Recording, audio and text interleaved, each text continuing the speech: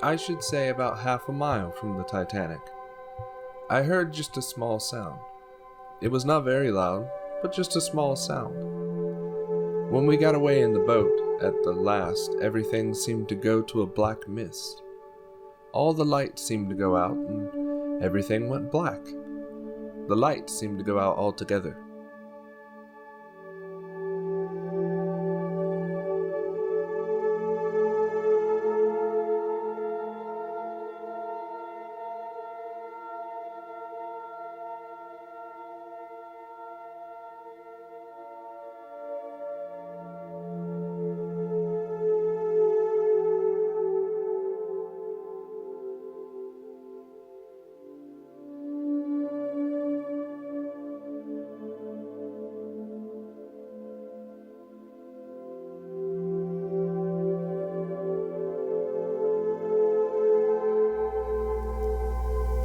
Heard one explosion.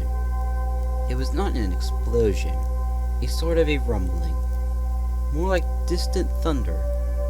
This was before she sank. The ship broke in the center, and then the after part came to the surface again after once being covered with water.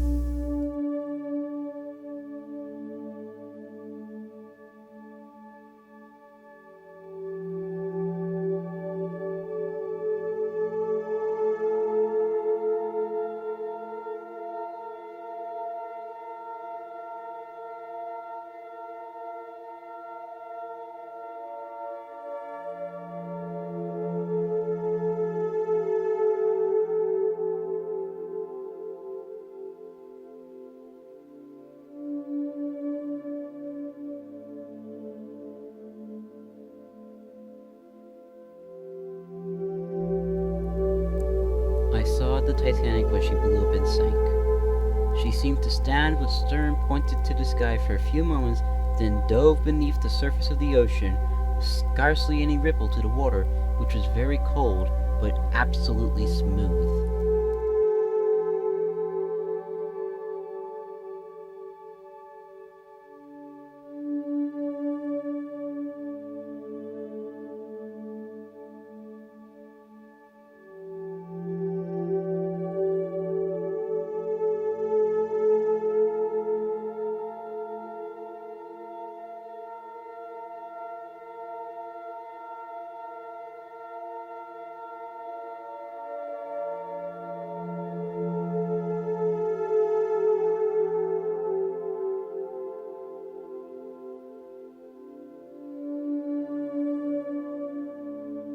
We could get a full view of her, unfortunately. She went down head first. The stern did not go perpendicular, but almost. Her stern was right out of the water.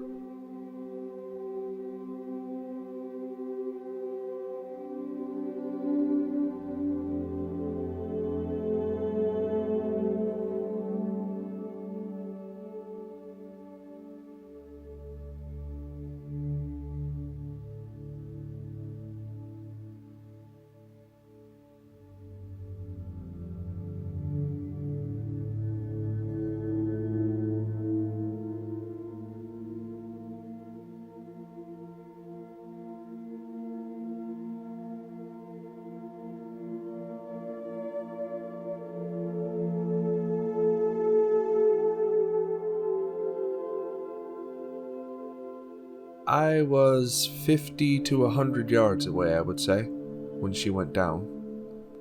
I could not be exact, but about that, she broke in two. All at once she seemed to go up on end, and come down about halfway, and then the after part righted itself again, and the fore part had disappeared.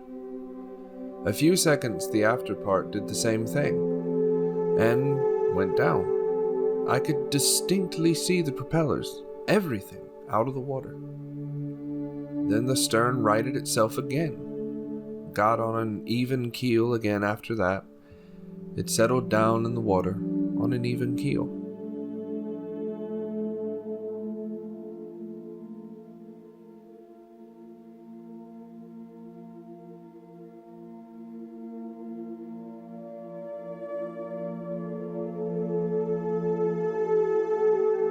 She seemed to me to stop for about 30 seconds at one place before she took the final plunge, because I watched one particular porthole, and the water did not rise there for at least half a minute. And then she suddenly slid under with her propellers under the water. I heard a sort of continuous rumbling roar. It sounded to me as she slid under. I could not really see a thing when the lights went out. It was all brilliantly lighted at the stern end, and suddenly the lights went out, and your eyes were so unaccustomed to the darkness you could see nothing, and you could only hear sounds.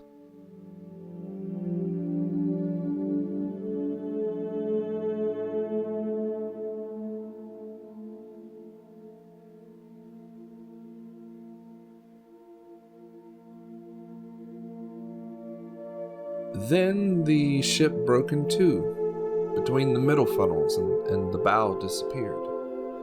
The stern slowly settled, and at last sank beneath the waves. We were then not more than 200 yards away from the vessel, but there was hardly a noticeable suction or other commotion of the sea. The vessel went down silently and slowly, but when she sank, she was in two sections.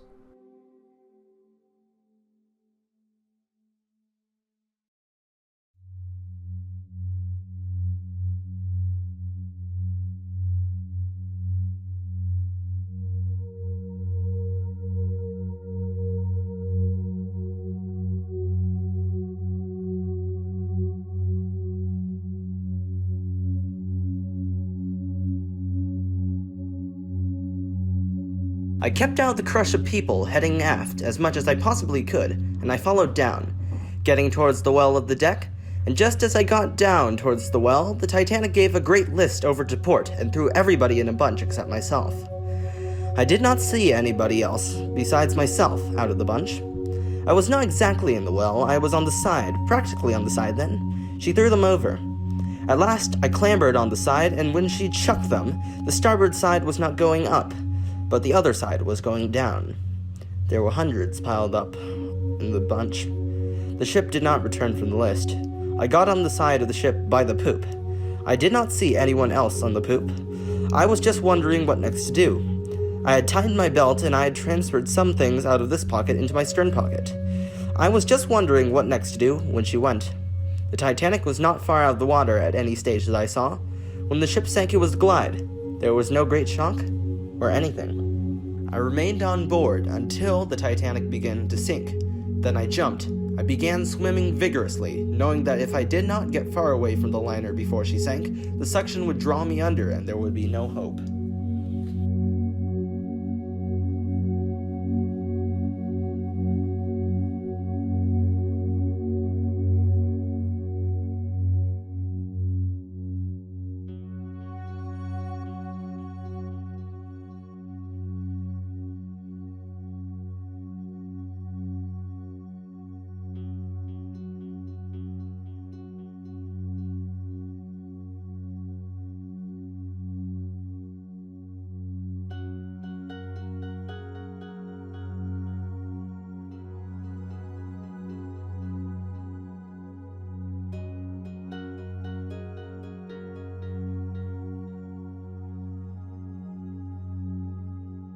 We passed along to the promenade deck on the well deck, and then to the top deck. And there was Dennis Cochran, John Bannon, and others of our engine crew. Maddie said to me, "What about your boots? We shall have to jump for it, as all the boats are gone." I noticed one of the chaps who was standing there found a cigarette paper. Another had enough tobacco to have one, and we had a draw or two while it lasted. There we stood, smoking it. Then she plunged, and she seemed to right herself. There were about 15 of us when she took the first plunge. After the second, there were only 5 of us left. One of these was Mr. Daniels, a first-class passenger. He only had a pair of knickers, a singlet, and a blanket thrown over his shoulders. I think he jumped for it. I stood talking to Johnny Bannon, and we seemed to be the only 2 left. We made the sign of the cross, both of us, for he was a Catholic. "If we're going to die," I said, "it will be best to die gripping something." We gripped the rail, and the next thing I remember, oh, it's awful, I came among a lot of people groaning. It was too cold, it seemed, for them to cry out, and it was a horrible row. She took one final plunge and righted herself. When she went down, before I left the ship, the aftermost funnel seemed to cant upwards towards me. I saw that, what I thought would be the after part of her coming up and going down again. I thought it was the ship going up again. She came up and went down again.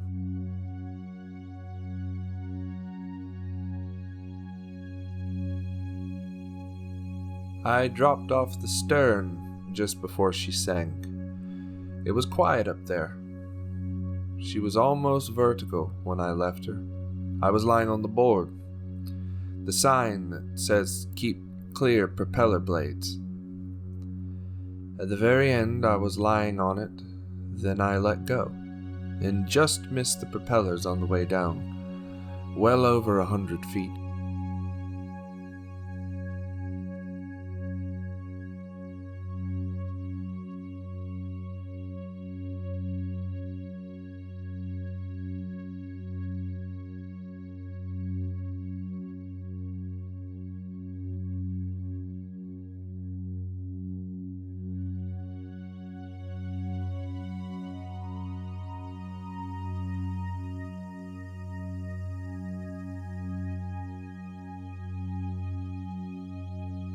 When I got the rope off my leg, I came to the top, made for some wreckage which I hung on to, just in time to see the Titanic blow her sides away. She broke in the middle. Her forward end went down. The aft end righted itself, went right up into the air, and disappeared. So she must have been full of water, as there was no air in her. There was no suction, or I would not have been here.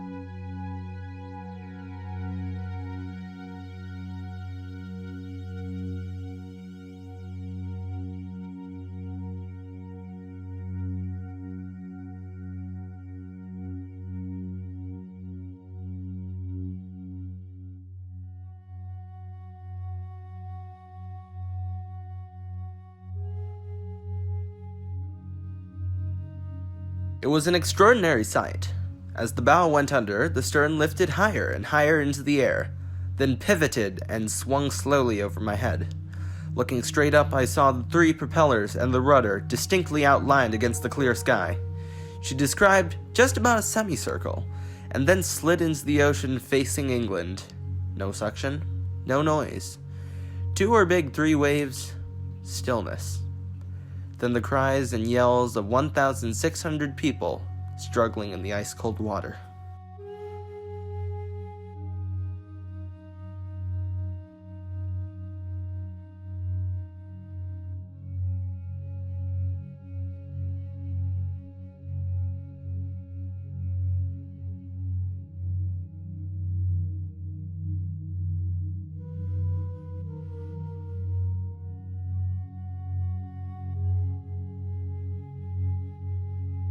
With the first report of that explosion, I saw the after part of the ship giving a tremble.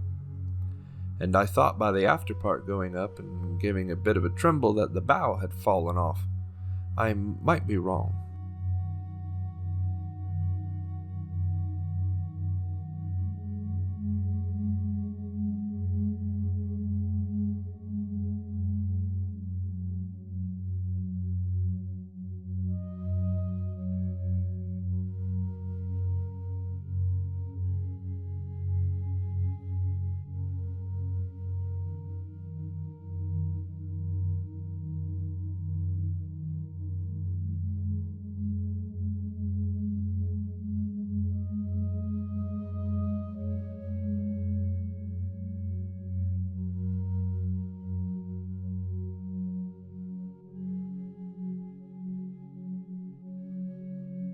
There was an overturned lifeboat riding a big wave near me. I was swept toward it and managed to catch hold of the edge. There were 7 or 8 of its original passengers clinging to its side. By the time we were almost half a mile from the ship, and we could still see it clearly. It was quite low in the bow, and it was settling rapidly. Suddenly it seemed to give a great lurch forward. The stern seemed to rise out of the water, and the ship plunged headfirst beneath the waves.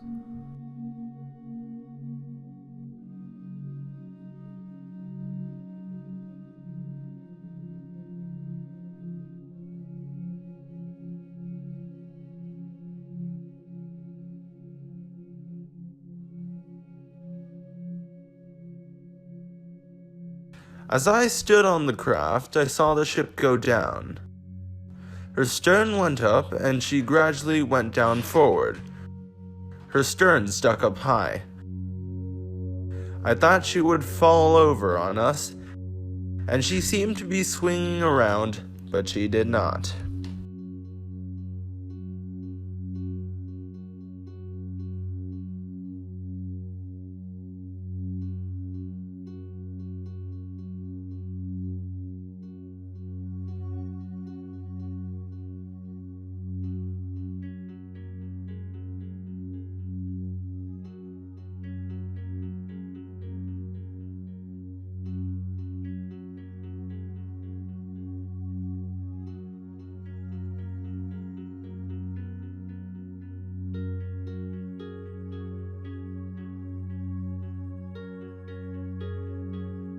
Two of her funnels fell off, and after an explosion, which I distinctly heard, being only a short distance away at the time, she smashed in the bow.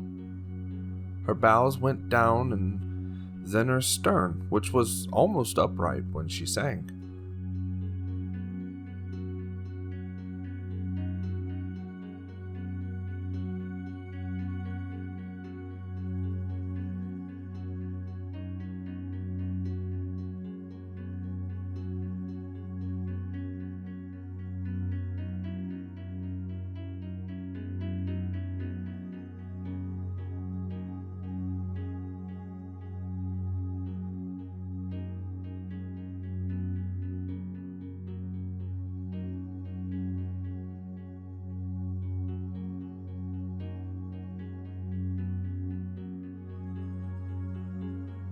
Men jumped and were washed overboard. Titanic sank deeper and deeper. So came a second explosion that threw me across the deck as a wonder. We landed right in front of a collapsible boat that had until now been overlooked. We took hold of it, and in some way we got one side loose, and in some other way the other side. We had not to push the boat off the deck, as the Titanic by this time was under the water, and we were floating about on her decks. And the Titanic turned her nose down under the water, and her back part raised higher and higher. When the third explosion came, we were right above one of her funnels, and the explosion ripped the bottom out of our boat and threw us clear around the Titanic to the other side. Here we stayed and laid, holding fast to our bottomless canvas boat, which was filled with water but could not sink, account the cork railing around her sides. It was a scene that I will never forget. It was horrible, but at the same time, in one way that I'm not able to explain, a wonderful dramatic act. Right to the left of us stood the Titanic, with her nose 700 feet down under the water, and her stern in nearly 60 degrees, about 150 feet above sea level. The Titanic sank in the position very slowly, deeper and deeper, and the last we saw of her was the electric light still burning when she was under the water.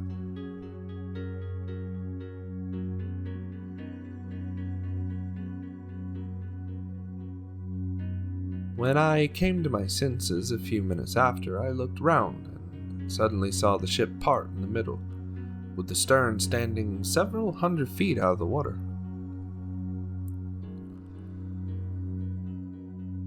Just as I came up to the surface, her bow was in the water. She had not exploded then. Her bow was in the water, and I just looked around and saw the lights. Her bow was in the water, and her stern was up. She exploded, and it blew her stern up. I'm sure it floated for at least a minute. The lights were out, but we were not far off. I saw the white of the funnel. Then she turned over again, and down she went.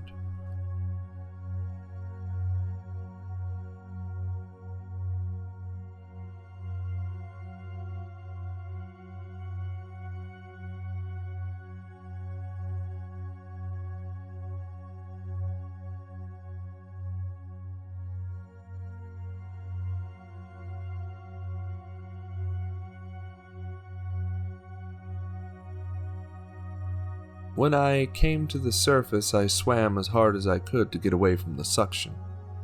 After swimming a considerable distance, I managed to get hold of a piece of wreckage, which I got under my arms. I was now able to turn around and look at the Titanic. I saw the vessel was sinking, and she went down with a volley of large explosions, caused, in my opinion, by the air breaking up the decks and possibly the rending of the watertight compartments, although some survivors had stated they were caused by the boilers exploding. The lights of the vessel had disappeared one by one as she sank, and I continued to swim in the darkness.